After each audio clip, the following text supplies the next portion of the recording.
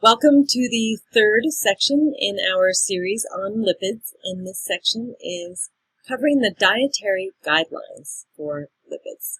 And it will be a short section because we're just going to go over the guidelines.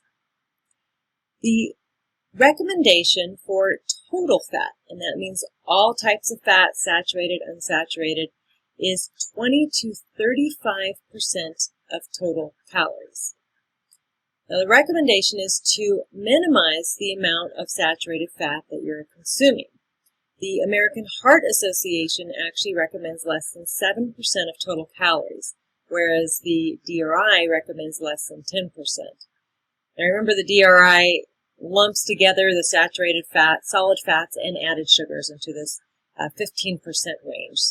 But I look at it as 5% or less for added sugars and 10% or less for saturated fat.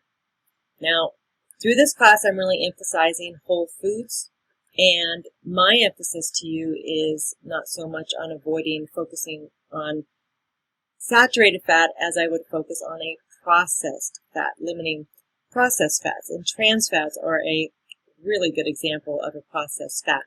But any sort of vegetable oil, processed vegetable oil, or saturated fat that's been hydrogenated that you see on a package or a label that's a highly processed fat, and those are the ones you really want to avoid. If you are a meat eater and you are eating meat and there's marbling within the meat, that saturated fat may not be as bad for you, say as a hydrogenated fat that's coming in a packaged or processed food. So my emphasis always is to certainly follow the guidelines, but be more aware about the types of fats that you're eating that are whole foods versus processed foods. Trans fats, there's really no reason to have trans fats in your diet. Man-made trans fats. Trans fats do occur in nature to a very small extent, but most of the trans fats in our diet are coming from processed foods and from a process called hydrogenation, which we'll get into in a minute. On the next series, the next section. The linolenic acid and the linoleic acid are our two essential fatty acids. The linolenic acid is omega-3 and the linoleic is omega-6 fatty acid. The recommendation is about 1% of total calories for your linolenic and 5 to 10% of total calories for your linoleic.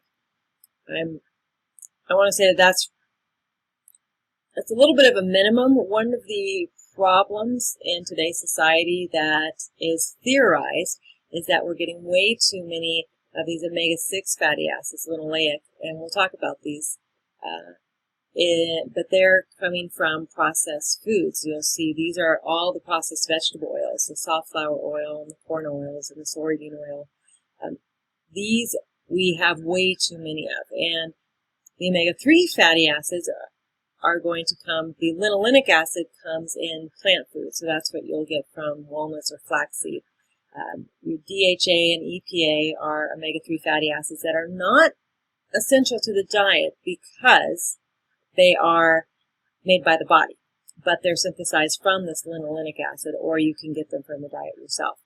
So any nutrient that the body can make, we don't call it essential. And that's why EPA and DHA aren't really classified as essential essential fatty acids. But linolenic and linoleic are. With the diet today being more omega-6 than omega-3, and generally it's about 10 to 1, you'll see if you actually ate 10% of your linoleic and 1% of your linolenic acid, you would actually have a 10 to 1 ratio. And it's theorized, I'm saying it's theorized, that it should be closer to 1 to 1, or maybe even about 3 to 1 with omega-6 to omega-3 fatty acids. So really boosting the omega-3 fatty acids and limiting the omega-6 fatty acids. The omega-3 fatty acids generally come from sources such, the EPA, DHA from our fish sources, but omega-6, as I said, mostly from vegetable oils, which a whole vegetable oil is one thing, and sometimes that even can be a little bit problematic, but most of individuals are getting it from the processed packaged food which has a processed vegetable oil. So processed vegetable oil is not good for you in any way, shape, or form. So when you go to your diet study and you see that, you see where you're getting your omega-6 fatty acids, if it's coming from processed food, it's not a good source. The reason is that when it goes through all that processing, it's not going to have the same health benefits as it would if it was coming from a whole food. We'll also talk about refined oils in a little bit later too. Lastly is cholesterol. Cholesterol is a sterol. It is essential to us, but it is not necessarily essential to our diet because we can make it. So it's essential for a lot of functions.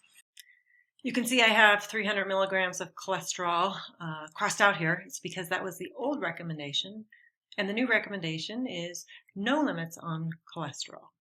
The cholesterol is only found in animal foods. It is not found in plant foods. So you'd only be obtaining, if you're a vegetarian, vegan, you're not going to be eating any cholesterol at all. And this is the end of our section on dietary guidelines.